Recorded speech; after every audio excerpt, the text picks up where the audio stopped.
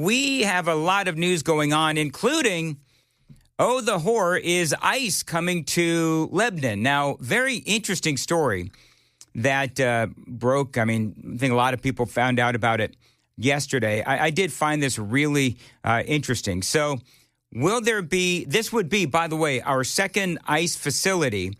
And apparently it has been purchased or leased a facility or building in Lebanon. It would be our second ICE facility. First one is out in Mason, Tennessee, operated by Core Civic. This is from the Tennessean. In a nod to the potential size of the Lebanon facility, an ICE spokesperson provided estimates on economic benefits in the surrounding community. The Lebanon facility and its construction are expected to bring, listen to this, 7,216 jobs to the area and would contribute $829.5 million to GDP. They say it is also projected to bring in more than $167 million in tax revenue as well. So the building, apparently, the guy that owns it is Bob Freeman, the Democrat state representative out of Nashville. He is also a real estate developer. So he was on with, can you fact check me on this, Sam? Is it Bob or Bill Freeman? I wrote Bob down, but for the life of me, I believe that it's Bill Freeman. But anyway, I don't pay all that close of attention to Democrats in this town. But I think it's Bill Freeman. Apparently Correct. Which one? Bill Freeman. Okay, very good. Thank you. So apparently the federal government comes in, and Bill Freeman, he's in addition to being a state representative out of Nashville, he is a real estate mogul. And so suddenly he finds himself in the very awkward position of having his building leased or bought for use as an ICE facility, as a Democrat. And so he's absolutely horrified, and he was interviewed by, I believe this is the Tennessee Holler. This is what he had to say.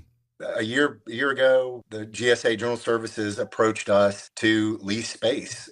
We have leased space to them over the years a dozen or more times. We've leased space to the EPA to investigate clean water violations. We've leased space to a multitude of federal government agencies. And it's never been an issue. It's never anything that I've ever lost sleep over or thought anything of. And when we were approached last July, sometime during the summer, last July or August, which was a restarting of a conversation from 24, I didn't think anything of it. And when we asked, what are they going to use the space for? They said back of office clerical staff. That was it. And I had no reason to question what they were going to use the space for. I can tell you right now, there are not ICE agents there. It is a Homeland Security legal department that is using the space. I mean, that's how we got here. Yeah, so apparently, and it is Bob Freeman, they leased this building for some back office stuff. And now suddenly he finds out that it has been bought or leased to be used as an ICE facility. And clearly, this Democrat from the city of Nashville is not happy. And so the article points out that the purchase of the building was shrouded in secrecy, or they simply didn't tell Freeman what it was going to be used for. And again, he's not happy. He's trying to figure out what he can do to stop it. I would never, ever, ever in a million years knowingly lease space to ICE. It's not who I am. It's not who our company is. And the comments that we did are just not factually accurate. Yeah. He also says there isn't much he can do at this point. His point is, and this is sort of the headline of the story, is that ICE came in, or I should say the General Accounting Office came in, and they spoke to him about, okay, so we want to use this building for back office work. And then all of a sudden, they do the deal. And then he finds out that, it's actually going to be used as an ICE facility, apparently to detain people. His point is they were vague. He didn't really know what the building was going to be used for. Having office space, if it doesn't fit what we think is best for that office space, we can decide not to. But again, Justin, we've leased to GSA over the years multiple times. The lesson here is we are in a different era where the government is actively trying to conceal the use of space. It's in the article itself. I'm an example of this. We would never have leased to ICE. We asked what the use was. They were purposefully vague, never said what the end use would be. Well, so listen, he's a Democrat. Clearly, I'm going to disagree with him on many, many things. So I'm going to naturally be, born to criticize. But if somebody is leasing your building, isn't it your responsibility to know exactly what the building is going to be used for? I mean, shame on you if you weren't proactive enough to say, no, you're being vague. I want to know exactly, as part of the Trump administration, I want to know exactly what it is that you are going to use this building for. I mean, if you're going to take responsibility and accountability, then that's on you, pal. You should have been more direct and insistent on knowing what it is they were going to use the building for. If they were being vague, you've got to call them out for being vague. Now, that ICE facility in Mason, Tennessee, again, this would be our second, theoretically. Now that the ICE facility in Mason, Tennessee, west of us, outside of Memphis, has been great for that town. WRAG actually just did an interview with the mayor there, who says that the ICE facility in Mason has helped the town big time. I think it's been open for like 8 months now. Mason's mayor is calling it a game changer for his town. Before, for almost 8 years, Mason was a ghost town. We didn't have all these kinds of businesses, says Eddie Noem, the mayor of Mason. Mayor Noem said partnering with ICE and Core Civic has already turned his town around with all kinds of jobs and investment and so forth.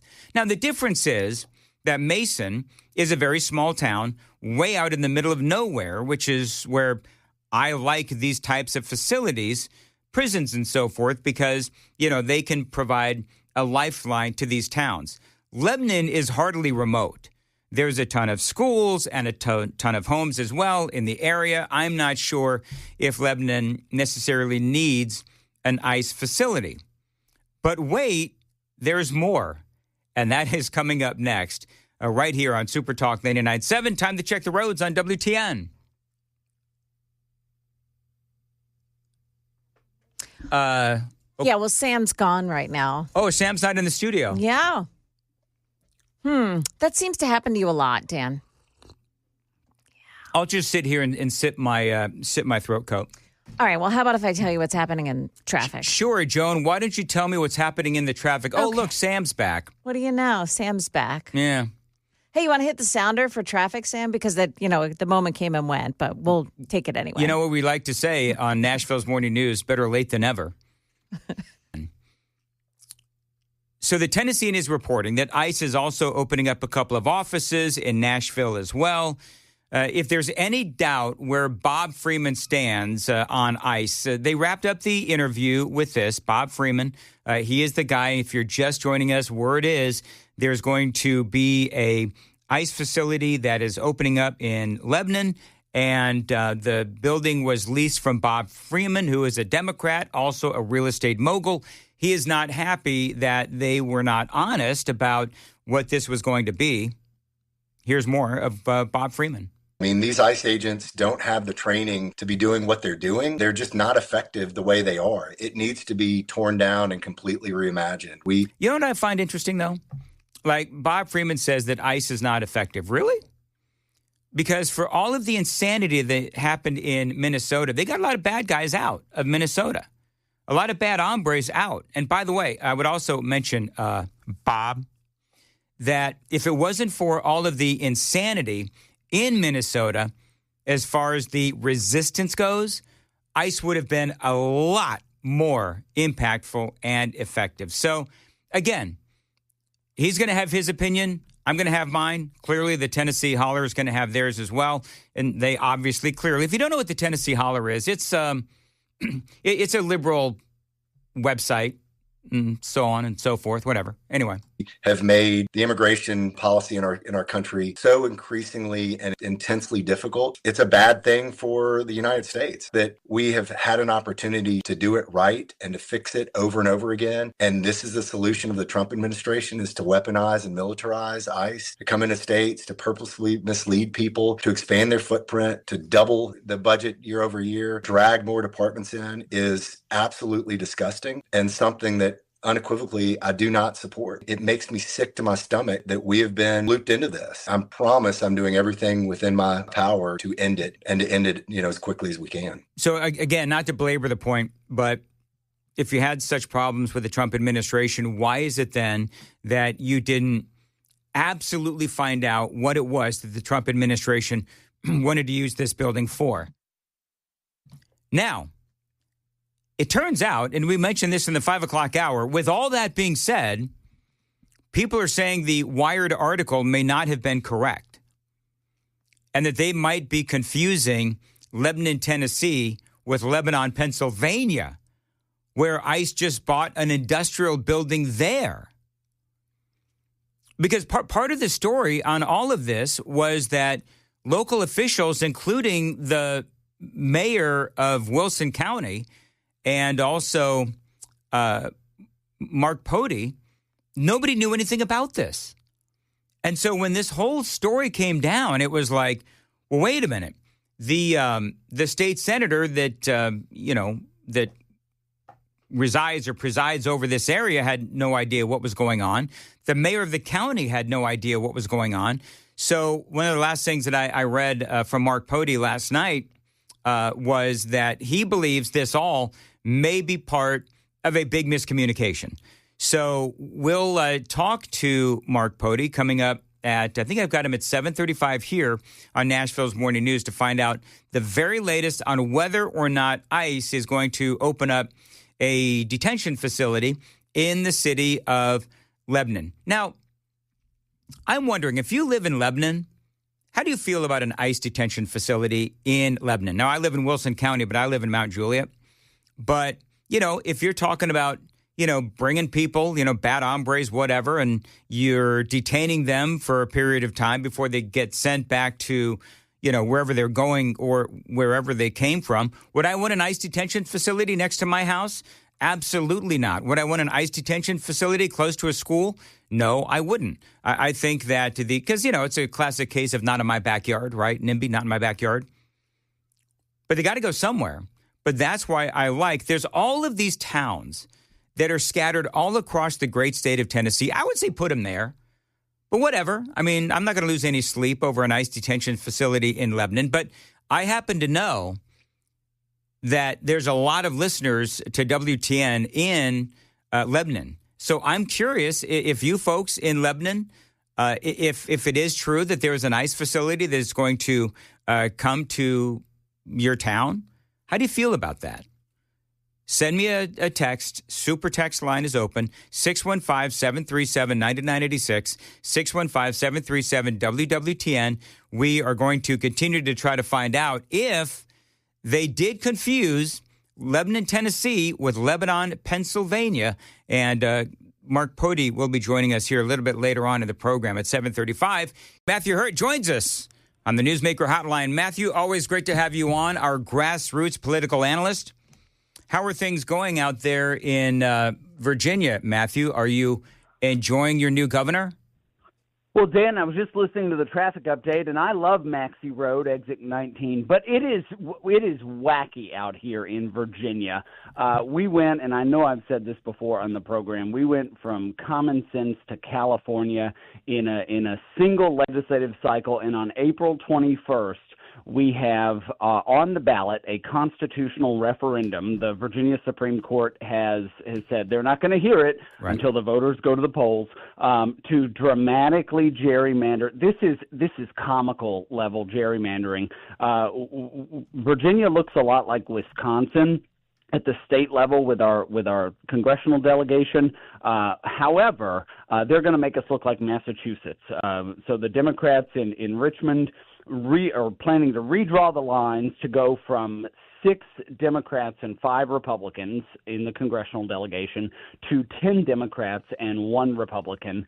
And so it is all hands on deck for the next 50 or so days as we try to raise awareness for this. And look, as chairman of a local Republican committee, I'm already getting emails from moderate and middle-of-the-road Democrats who say, this is insane. How do we get involved? Are you really? I am. I woke up to one this morning. I said, holy cow, I've got to be on Super Talk 99.7 this morning. And then the first thing I did was I checked my committee email, and there's one in my inbox this morning. Well, I think you and I both know, we've talked about it before, about how radical the left has gotten. Would you say that, though, did Donald Trump start this? Like the whole thing with, gerrymandering and all that? Because, Trump is the one that, here we are in a midterm election cycle now. And Donald Trump, I believe he's the one, if I'm thinking back a ways, he was the one that really started this conversation of the gerrymandering before the midterm elections, out of cycle, if you will, the normal gerrymandering cycle. So is it fair to say that Donald Trump started this, or was it going to happen anyway? I don't think it's fair to say Donald Trump started this. Certainly the most recent conversation about redistricting is a Donald Trump-driven conversation. Mm-hmm. But Democrats have gerrymandered Democrat states for decades. Illinois, yes. California, Massachusetts, even New Hampshire, which has about parity at the local level on Republicans versus Democrats. Democrats have taken the blue states with 40 to 45% of a Republican voting population for decades and gerrymandered Republicans out of the electoral process, giving them no representation in Congress. And now, just because Orange Man is bad, this is somehow Donald Trump's fault, according to the Democrats. But if you look state by state, the red states versus the blue states, Democrats have absolutely gerrymandered. This is why they can't do any more in Illinois. And so a state like Texas, or a state like Arizona, or a state like Tennessee, or any of those states where Donald Trump got 54 to 62% of the vote, they traditionally have near parity, and what I mean is equality in the representation in the congressional delegation. And now Virginia, which used to be a middle of the road kind of state, the Democrats see the writing on the wall. They say we can take this power. It's a tremendous power grab. And in fact, the constitutional amendment language, which voters will go to the polls and vote on, says we just want to make it fair. No, this is Orwellian. It is not fair, and it is absolutely insane. Yeah, it is. And there's also something to be said about being proactive as well and matching energy. So I get that. Can we talk about the Munich Security Conference for a minute? So sure, yeah, we can, Dan. Have you been paying attention to AOC? I haven't been paying attention to AOC. She's not a foreign policy leader, but I can tell you, Secretary of State Marco Rubio gave one heck of a speech last week that really, I mean, it inspired me to think about Europe's greatness pre-World War II. But what's AOC up to? Okay, so AOC, give me some audio if you could, Sam. So this is AOC at the Munich Security Council, and I don't know even which clip this is because they're all bad. I think what we identify is that in a rules-based order, hypocrisy is vulnerability. And so I think what we are seeking is a return to a rules-based order that eliminates the hypocrisies around when too often in the West we look the other way for inconvenient populations to act out these paradoxes. All right, so people are trying to figure out what in the world she was saying there. Also, she completely botched an answer when it came to defending Taiwan. And you're right, Matthew Hurtt. She's not a foreign policy person. So I guess my question is, number one, why is she there? Why is Hillary Clinton there representing the Democrats? And I truly have no idea why she's there. So maybe you can explain that to me. But also, why would the Democrat Party send AOC there knowing that she is not a foreign policy person? Because these clips have gone viral about how badly she is botching some of these answers. Well, this is a really weird line of conversation from AOC talking about a rules-based order. Everywhere Democratic Socialists organize, they seek to upend the rules-based order, and I'm using air quotes dramatically in my office. This is the Munich Security Conference, which I was not invited to, Dan, and I'm Neither not was I. about it. Is like a big networking party for the people who are in it, and you and I are not in it, and that's okay. Gavin Newsom was there as well, doing a trade deal with the former Prime Minister of the United Kingdom, Ed Miliband, which has no effective law. So the Democrats are cosplaying as foreign policy experts. LARPing is foreign policy expert. They dress up in their European suits and go over. It's interesting, and I don't know who got the tickets. I don't know. And by that I mean I don't know who was able to pass them out. AOC, you get one. Gavin Newsom, you get one, but it's a clown car, or I guess maybe a sailboat, because they don't believe in fossil fuels. It's a sailboat to Munich, and it's confusing to me what signal that sends to the global stage, particularly in contrast, as I said just a moment ago, Dan, to Secretary of State Marco Rubio's coherent speech. Again, one of the best things to come out of the Trump administration this time around. And I'm not a Marco Rubio in the primary fan, right. But his speech is such a stark contrast to the clown show of Gavin Newsom and AOC. Well, it is. I've got a bunch of audio bites. I'll play one audio bite. Real quick, Matthew, is it possible that the Democrats wanted AOC to go to the Munich Security Conference knowing that she would be out of her depth and maybe what they're doing?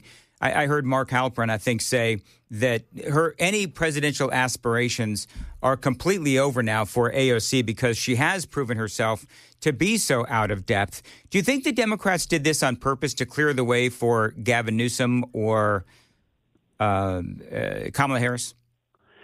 I think that's a very generous reading. I sat through, 6 or 7 high-level political science classes at MTSU back in the day, and I can tell you that is how a left-wing political science major talks. And this is the belief system. I don't know. I think the voters' memory is short. I don't know if we haven't elected a member of the House of Representatives to the White House as president since the 1880s, I think. So it's just history is not on her side, which obviously she doesn't read history. But she's just one of a few, and I think she's fairly mainstream in the Democratic Party. I just don't think she can put the words together like, I was going to say like Kamala Harris, but maybe not that either. But Gavin Newsom is at least slick. And, for 6 months, you and I have talked about how Gavin Newsom feels like he's trying to sell you shady insurance or something. And so he's definitely more of the more electable of a presidential, and by that I mean getting through the nominating contest. Yeah. But there's plenty of folks in the clown car who are actually mainstream Democrats. All right, let me play this little piece of audio real quick. I'll have more in the next hour, but this is Marco Rubio and Matthew Hurtt. You are absolutely right. This was a fantastic speech. An alliance that does not allow its power to be outsourced, constrained, or subordinated to systems beyond its control. One that does not depend on others for the critical necessities of its national life. And one that does not maintain the polite pretense that our way of life is just one among many and that asks for permission before it acts. And above all, an alliance based on the recognition that we, the West, have inherited together. What we have inherited together is something that is unique and distinctive and irreplaceable, because this, after all, is the very foundation of the transatlantic bond. And basically, his speech was about the alliance with, as he said, the West. You're talking about Europe and the United States, and it seems like it was an olive branch that he was trying to extend. Marco Rubio was Speaker of the House in Florida back in the late 2000s, and he really burst on the scene as a guy who could communicate aspirationally and give these kinds of speeches. This is a This is a late 2000s Marco Rubio when he was a young man, Speaker of the House. Again, such a contrast to the Democrats. And this is something that I've heard now over the last several days in particular on international programs is people say, particularly Europeans say, America wants to abandon its allies in Europe. No, and it is obvious from this speech, America wants to empower its allies in Europe to take on additional responsibility for their own defense and to create a landscape that brings about a Winston Churchill in England, brings about the kinds of leaders that Western civilization can be proud of. And now European leaders are resigned to middle managers and, kowtowing to the EU. It is absolutely ridiculous. And Marco Rubio's speech it's inspirational for Americans, and it should inspire Europeans. Well, it's such a difference from last year where J.D. Vance was a little more, poking them in the eye. Yeah, and J.D. Vance, and it's like a good cop, bad cop situation. Yeah. You send the bad cop the year before, and J.D. Vance is an excellent vice president. I think if I had to pick between Marco Rubio and J.D. Vance for a top of the ticket, I'm still J.D. Vance oriented. But Marco Rubio has always had this ability somewhere in him to really, really make the case for Western civilization and its exceptionalism, and he did not disappoint in Munich. Do you think the Vance-Rubio ticket or a Vance-Rubio ticket just go ahead and launch over into 2028? Do you think that is, nothing is unbeatable, but that's a pretty formidable team or ticket? Yeah, that's pretty dynamic. I do think that you would have some conflict, and I think in the Republican Party the ideological conflict is okay. Some conflict between a non-interventionist, which J.D. Vance tends to trend more, and the adventurism of Marco Rubio. Now, I hesitate to call him a John Bolton type, but his foreign policy is very much let's go everywhere all the time, and I think President Trump has tried to pump the brakes on that. But that's a complementary ticket when it comes to the two kinds of American dreams. A guy from Appalachia whose family has stories of addiction, and a guy whose family fled Castro's Cuba to make the American dream. It's an inspiring combo. Yeah, I've always been a fan of Marco Rubio. All right, I think we've only got like a minute left. I don't know. What do you want to hit in a minute? What do you got? Well, that Maxie wrote, no. Dan, everything is, if your listeners are tuned in to Virginia, we're going to have the constitutional amendment in April, and then we have 3 far-left constitutional amendments on the ballot in the midterm elections. This redrawing of the lines, this gerrymandering, is going to absolutely upend our primary schedule, and Republicans aren't quite sure how to tackle it. Republican candidates, the members of Congress, and the Democrats, the incumbent Democrats, are also a little confused. Well, and here's the thing, is that this is what Democrats want to do all across the country, is these kinds of things. And so, I think Virginia is one of those states where it could, really be an indication as to what it is that the Democrats want to do all over the country and are doing all over the country. I mean, now Virginia more than likely is going to be just as bad as an Illinois or California. Yeah, this is a naked quest for power for the Democrats, and Republicans have to put on our big boy pants and go take the fight to them. All right, Matthew, always great to have you on. How can people find you on X? I'm on X at Matthew Hurtt, MatthewHurtt.